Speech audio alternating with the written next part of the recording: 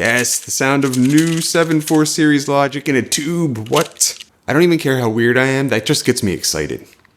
Hey, what's up everybody? Walt here, and today we are talking about how chips communicate with one another, how ICs communicate with one another, and specifically we're going to talk about how they communicate over something called SPI, or the Serial Peripheral Interface. Should be super hype. We're going to build something out of 7.4 series logic, which is like one of my favorite things, so let's get started.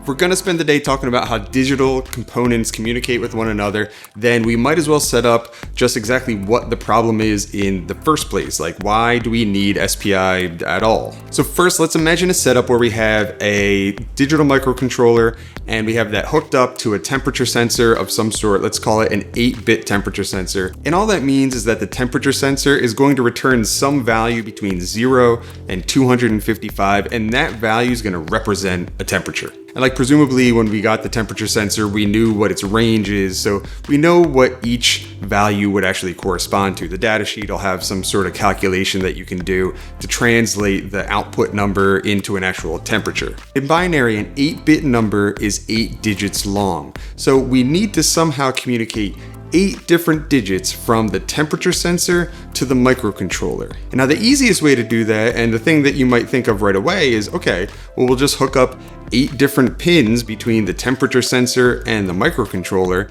and then whether that pin is high or low, that determines what the actual value is. So then you just have the microcontroller read the value off of each pin and smush them together, and that's your value. And there's the problem. That's the problem that things like SPI are trying to solve, is that if you're trying to communicate between some sensor type IC and a microcontroller using parallel data lines, then you're gonna need a lot of lines. So even in this very simple example, an 8-bit example, you need 8 different data lines. That's kind of a lot of pins that you're using on your microcontroller. In fact, there are microcontrollers that only have 8 pins, and 2 of those are like for power, so you couldn't even do that. And now the thermocouple IC that we're actually going to use in this project communicates 32 bits of data in a transfer, and 32 bits of data would require at least 32 different pins on our microcontroller. And not only is that a lot of pins to physically set up and connect to one another, but it turns out that in a microcontroller, the number of pins correlates to the actual cost pretty well. So if you have more pins, it's going to be more cost. And especially for something like, say, a temperature sensor, where from reading to reading, there's probably relatively little change if you're doing it, on the order of megahertz. So you don't need to get that volume of data for data that doesn't change that much. And this is where the various serial interfaces come into play. So there is SPI, which we're going to talk about later, which I said is the Serial Peripheral Interface, but then there are other pseudo standards, things like I2C that you'll see around a lot. You'll see CAN, which is usually used for automobile applications, and then there's tons of others. There's lots and lots of standards that you'll see floating around out there. But now when we're talking about SPI, we're talking about 4 data channels, kind of, and we'll take a look at why in a minute. You're going to see a pin that usually says either CS or SS, that's one of them. Then there's going to be another one that typically says SCK, and then there's going to be one that says MOSI or MOSI, and then you're going to see one that says MISO or MISO. And for now, I'm going to skip the first pin, the CS or SS pin, and we'll talk about what that does in a minute. But now our next pin, the SCK pin or serial clock pin, that's going to communicate a digital clock from our microcontroller to our sensor. And now the serial clock is kind of where all the magic happens. It's that signal that pushes the data out of the sensor and into the microcontroller. And as we're going to see, it actually also pushes data out of the microcontroller and into the sensor. And so there's these 2 data lines that you see under it. Like I said, they'll be marked MOSI and MISO. And now is when the terminology starts getting a little bit real. So now, before I get into it, if you have been using the typical terminology for these devices, that's fine. I'm not trying to make an enemy out of anybody or tell you that you have lived your life wrong or something like that.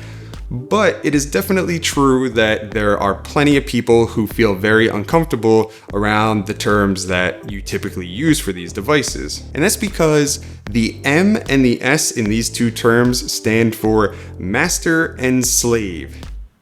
Now, in most of the rest of the STEM world, say in computer programming, they've largely done away with these same terms. It seems that in electrical engineering, there's a little bit of a holdover, even though the terms themselves really aren't that old. SPI and its use of this terminology really only goes back to the 1980s, give or take. But anyway, all of this is to say that, at least in my opinion, this is a community that shouldn't try to exclude people.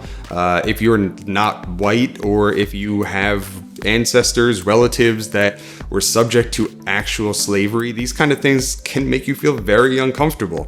And so I'm going to use different terms. And now, since the words that we use for these sort of inert, meaningless little pins are themselves relatively arbitrary, and maybe they're only kind of important insofar as they describe what the behavior is, I'm going to call the M device the manager device, and I'm going to call the S device the subordinate device. Now, I'm going to work under the assumption that you are intelligent enough to do the translating between this appropriately, and if you see the word master in a datasheet, then you know that that corresponds to my word manager, and if you see the word slave in a datasheet, that corresponds to my use of the word subordinate. And so back to our diagram, we have a device labeled MOSI, or in this case, it'll be manager out, subordinate in. And then there's the MISO device, which is manager in, subordinate out. The manager is the device that sends the actual clock signal, and the subordinate is the device that accepts the clock signal. That's really the only distinction between the two parts. So the way it actually works is that on the hardware level, both of these devices have shift registers attached to the pins. Now, the clock signal that's sent out by the manager serves as a clock for both shift registers,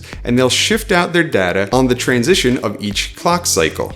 And now this can actually function either on the low to high transition or the high to low transition, and which one it goes on helps determine which SPI mode you're using. But for today, we're just going to deal with what's called mode 0 SPI, which is where the shift registers on both the devices clock the data on the low to high transition of the serial clock. And the way this typically works is that the data is sent out most significant bit first. So if we look at the binary representation of the value that we're going to send between these two components, the leftmost bit, the leftmost digit in the binary representation is the thing that's going to be sent first. Now, that's not a hard rule. There are plenty of devices that send LSB, or least significant bit first. So how it works is the most significant bit is already on the output pin of each shift register on each device. And so on the low to high transition of the very first clock that's sent by the manager to the subordinate,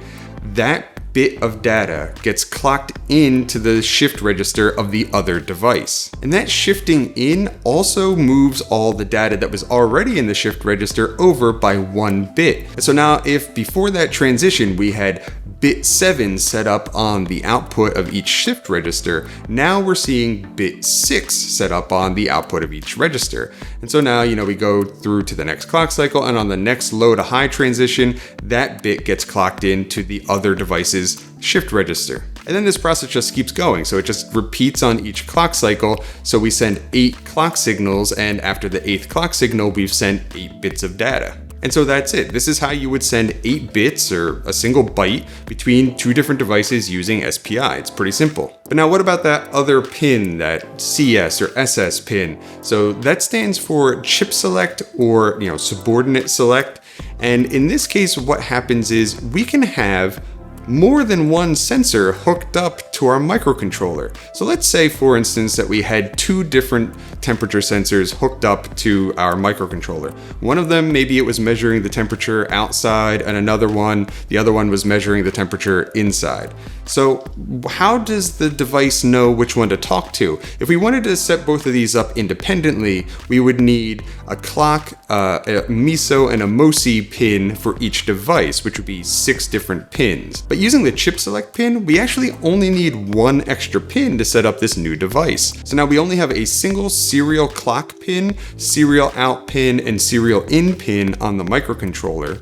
And then we have two different chip select pins, one for each device. So now the microcontroller is going to keep both of those chip select lines high. It's going to be a digital 1 on both of those pins. And then when it determines that it wants to read the temperature off of one of the two devices, it's going to pick that chip select pin, and then it's going to drive it low. It's going to output a 0 on that line. And so now this sort of activates the shift register on that sensor. And now in this way, then the manager can send out that clock signal, and only the sensor whose chip select is driven low is going to output data onto the serial lines. And so we don't have to stop at 2 devices. We could have had, 20 devices, and each one would just have to have its own chip select pin. And this is pretty great because, when we were looking at parallel data, every time we add another bit, we have to add another line.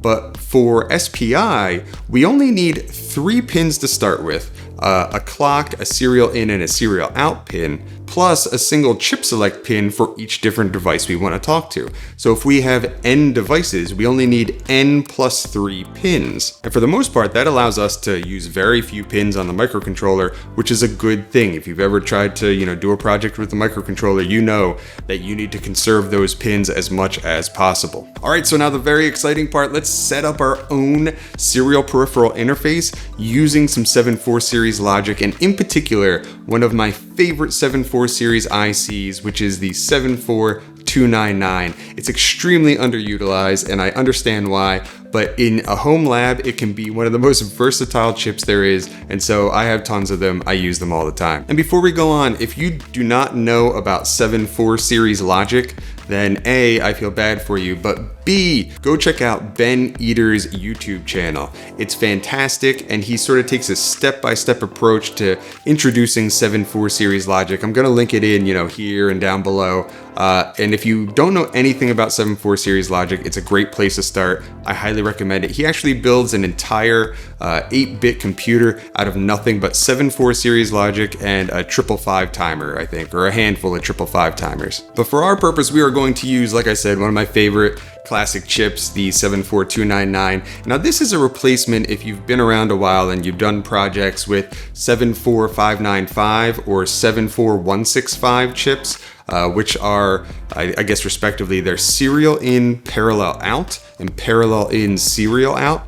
This, the 299, actually does both. And not only does it do both, but it actually can shift either direction. You can either shift LSB or MSB, least significant bit or most significant bit. And so we're gonna leverage that configurability to build out an actual serial peripheral interface. And so looking at the pinout of this device, it's actually a relatively simple setup. We have 2 output enable pins, and since this chip is always going to be sort of on for this entire process, we can just tie both of those low. And likewise, there's also a master reset pin, and we're never gonna reset this thing, at least not for our purposes, so we can just set that high and not have to worry about it. Then of course, there are the 2, powered pins. There's the VCC and VEE, so we gotta put those 2 in. And then all the magic's gonna happen sort of in the middle here. This is an 8-bit device, so it stores a single byte, and there are correspondingly 8 different I/O pins, and they can either be inputs or outputs, or they can just be high impedance mode. So there are 3 states, and the state and behavior of these pins is going to be determined by 2 different configuration pins, the S0 pin and the S1 pin. And there's a convenient little grid on the datasheet, but really what we need to know here is that if S1 and S0 are both high, which is to say that they're both a digital 1, then we're going to be loading the parallel data that's on the I/O pins. In other words, all the I/O pins are going to turn into inputs. Then, if we send a clock signal to the CP pin, whatever is present on those inputs is going to be input into our shift register, into the 8-bit register that holds the actual data in this IC. And now if both of the S pins, the S0 pin and the S1 pin, are low, then all of the I/O pins turn into output pins. Now, if we pull either of those S pins, S0 or S1, low to a digital 0, then all those I/O pins are going to turn into outputs. And in the case that we pull S1 down to a digital 0, we're going to get behavior where every clock pulse will shift all that data towards the most significant bit.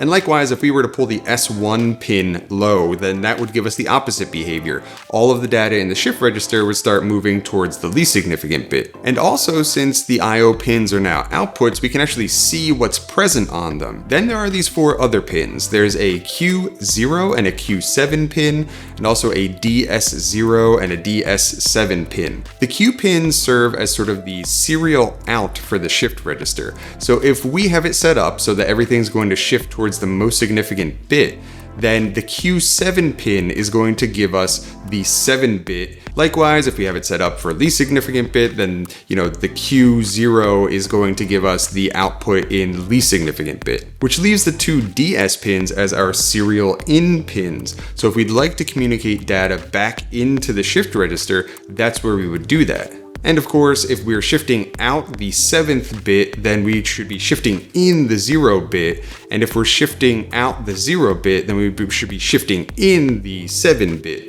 And so now we can set this whole thing up and put some LEDs on the outputs, on the I/O pins, in order to see what's in the register. We can also put another LED on the serial out pin to see what is actually being shifted out of this thing. And then I'm actually going to tie the low serial in the DSO pin. I'm going to tie that low so that as we shift the data out, we just fill the shift register back up with zeros. And now you might see a little quirk in this setup, which is once I load the data, when I draw one of the S pins low, at first everything's going to be fine because the pins that output a high signal will correspond to where there's where the line, the LED, is tied to a high signal. And so since there should be a minimal voltage difference, there shouldn't be a huge problem. But the second I shift these things, I'm going to fall into a situation where the 299 is outputting a high signal on one of its pins directly to a line that's tied to ground. And now that's just going to mean that the 299 is going to saturate its output. It's going to output as much current as it can directly back into ground. And that is something we do not want here. So once I input the value that I have sort of pre-programmed into the LEDs, I'm going to have to remove all the different power lines here, which is fine. It's just sort of a pain. It's like an extra step here. I actually could have done away with that by adding a tri-state buffer in between here, but I didn't want to go through all that work and have to explain what that whole mess would look like. So instead I figured it was easier just to pull these jumpers out after I load the data into the shift register. And then the only other thing we need buttons to correspond to the 2 S pins and also to the clock signal. And now for the S pins, it doesn't matter if these buttons are debounced or not, because I'm just going to hold them down during the appropriate time anyway. So the little bit of debouncing that you would get at the beginning, those few milliseconds, is going to be long gone by the time I make my way over to the clock button and hit that with my other finger. So I don't have to worry about debouncing those. But the clock signal, I'm going to want to debounce. And so now, again, if you're not familiar with what I'm talking about or why you'd want to debounce a pin or anything, actually I'm going to send you back to Ben Eater's YouTube channel. The man's amazing. He has a pretty great little tutorial on the 555 timer and how to use it in its 3 different common setups. And in particular, he shows you how to set it up in monostable mode in order to debounce a button that you might want to use for a clock signal. And that's what you see me have set up here. It's just a button hooked up to the 555 timer so that when I hit the button, I only get 1 clock transition. I don't get like a whole bunch of jumping that is the kind of thing that you're likely to get if you don't debounce your buttons. Okay, so now everything is set up the way I want. I have a value on our LEDs here. I'm going to shift it into the shift register by sending a clock signal while both the S pins are high, which they are by default. So if you see me not pushing either of those, that means that signal's high. If I push that button, then I'm sending the signal low. So now S0 and S1, both of those are high. I'm gonna send a single clock signal, and then that's gonna take that value that you see on the LEDs and load it into the shift register. And then, like I said, I have to go through and I have to take out all the little jumpers that go to the power lines for these LEDs so that I don't, mess this up and damage the actual chip. But once I get all those things undone, now I have this value that's in the shift register, and when I hold down one of the S buttons, so in this case I'm going to hold down the S1 button, that's going to turn all those IO pins into output pins, and we're going to see our value show up again on those LEDs. And you may have also noticed or guessed that on the green LED, we're actually seeing bit 7, or the most significant bit, actually being displayed there. And so now if I send clock signals, this is just going to shift the values that are on the LEDs over by 1 and sort of push them out of the green LED, if you like to think of it that way. So here we go. We see the values shift over, and now the green LED, it responds accordingly. And if I just keep going, if I keep sending clock signals, if I send 8 different clock signals, we'll see it goes all the way through all those values, clocking them out of the green LED. And of course, we're filling the shift register back up with zeros because, like I said, we tied the DS0 pin low. Whew. Okay, so there we go. If we had a microcontroller tied to the clock line, to the S1 line, and to the Q7 line, or the green LED, then this would have been the full-on serial peripheral interface. And so what the heck, let's go ahead and do that too. Let's take the microcontroller that I used in the last video. If you didn't watch that one, shame on you, but check it out. Again, links, and they'll be down in the description as well. So I'm going to take the STM32 that I used in the previous video, and I'm going to use its SPI capabilities in order to send a random value over to our 74299, and then I'm going to send whatever was in the 299 back to the STM32 microcontroller. And so what we'll see is every couple of seconds we'll just see a new random value appear on the LEDs, and we'll just keep sort of going in a circle here. So there are only a couple actual differences between the hardware setup for this and the thing that we just had. One of them is that I'm going to tie S1 low all the time, and then I'm going to make S0 high when I want this thing to start shifting. So it's sort of like our chip select line, but it's going to work backwards. Now, of course, we could just send this through a simple NOT gate in order to turn this into a true SPI, but I'm not going to bother with all that. I think that you can handle that there's just that one single difference. And what that buys us is that there's no point here where I'm going to actually load parallel data in. So I actually want the thing to sort of be always an output. But now for my other pins, the CP pin on the 74299, I'm going to tie to the serial clock output on the STM32 device. The manager out subordinate in pin, I'm going to tie to DS0 on the 74299, and the manager in subordinate out pin, I'm going to tie to the Q7 pin of the 299. And so now, if you saw the last video, you should know the drill, but just kind of going through it really quickly, I'm going to, start a new project in STM32 Cube IDE. I'm gonna, that'll send me to the Cube MX interface. In there, I'm going to set my clock. I'm gonna set it to 48 megahertz. It's kind of an arbitrary value. It's just, it makes things easier because I'm also going to use the random number generator that's already built into the hardware of this chip, and that has to take a clock signal that's no more than 48 megahertz. So I'm just gonna make it 48 in order to make everything work out real nice here. We need to set a single GPIO pin for our S0 pin, so that's going to be like our chip select pin. So you just set that up. All the defaults should be just fine for that. And then I'm going to go down and I'm going to turn on our timer 2, TIM2. This works exactly like it did in the other video, and I'm going to set it so that the prescaler and the count up, the counter period, I'm going to set so that this thing it sends an interrupt once every 2 seconds, and that's going to change the number. That's going to actually initiate a transfer between the microcontroller and the 299. And then to set up the SPI,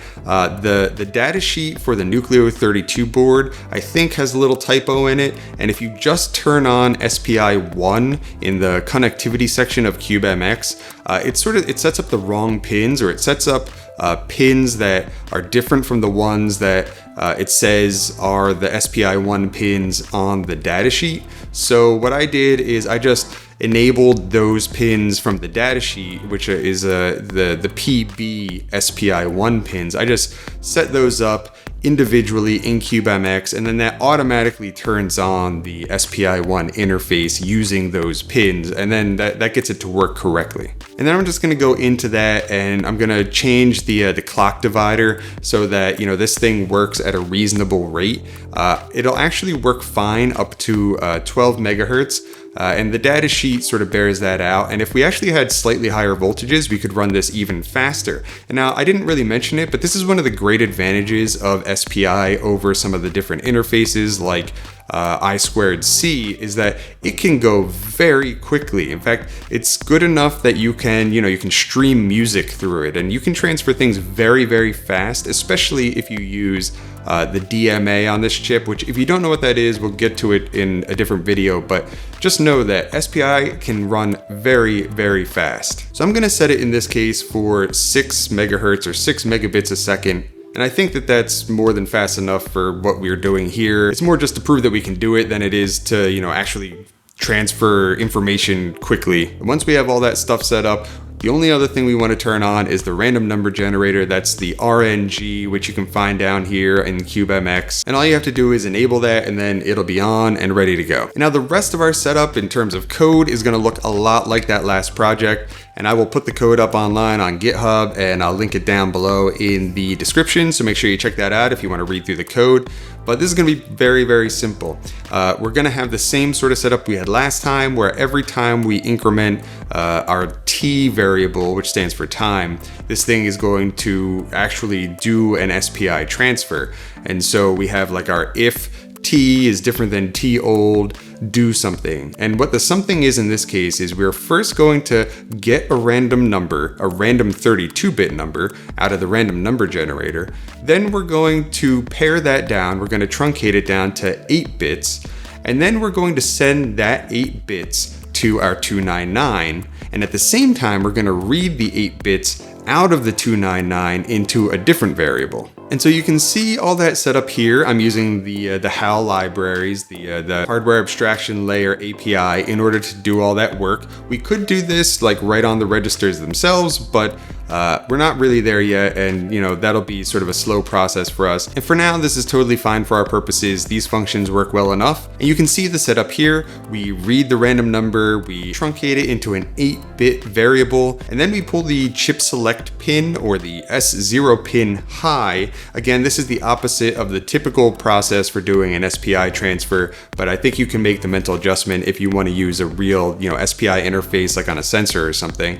But so yeah, we pull that pin high, and then we actually do the transfer, which is this HAL function, this HAL SPI transmit receive function. And that's going to load the data from the 299 into our RX data variable, and it's going to send the data that's in our TX data variable out through the SPI to the 299. And then once that process is finished, we're going to then pull the chip select line low again. And by doing that, we're going to disable the 299 so that it, if there was any sort of stray things coming out of the clock signal, nothing would get shifted around. Everything should be sort of in place now. And for our purposes, we'll be able to see that value displayed on the LEDs that are attached to the 299. So now it's all set up. We just have to go ahead and build the code. Everything builds great. So let's go ahead and debug. And now when we debug, I'm going to put a breakpoint in at the point right before we pull our chip select line high. And that's just so that we can read the different variable values and sort of see how everything cycles through each different iteration of this. And now that everything's set up, we just hit the play button,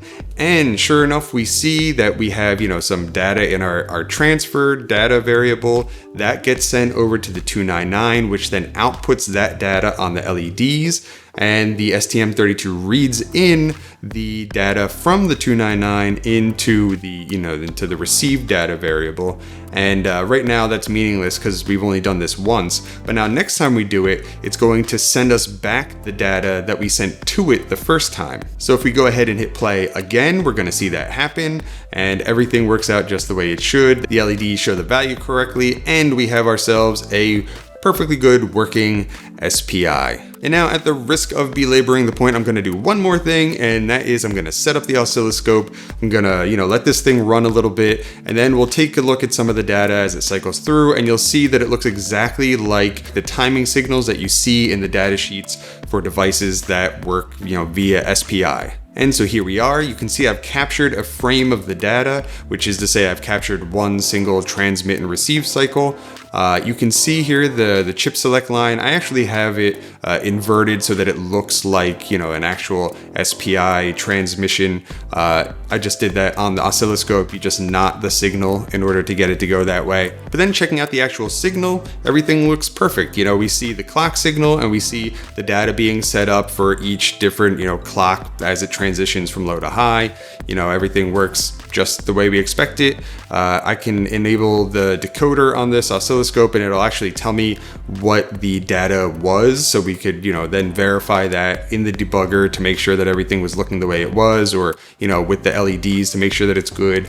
But I'm just gonna let this run a couple of times. You can see it change, and that's perfect. Everything works exactly as we were hoping, exactly as it was designed. And that will do it. We built ourselves a serial peripheral interface out of 7.4 series logic and interface with it using an actual microcontroller, which is really cool because now we can take what we learned here today, and next time I'm gonna hook all this up to a couple of thermocouple ICs, and that's going to enable us to be able to read the temperature out of our toaster oven, and it's sort of like the key piece that we need in order to convert our toaster oven into an SMD reflow oven. All right, you know the drill. Hit it with a thumbs up if you liked it. Hit the subscribe button if you want me to show up in your feed with new content. The alerts bell will send you alerts however you like to get them. Check the description because, like I said, there'll be links to Ben Eater's channel as well as the previous videos from that I referenced on this video. And I'll probably also link in a few different things down there. So, make sure you check that out. Comment down below if you like, because I don't mind chatting with you. And that'll do it for today. I'll see you next time.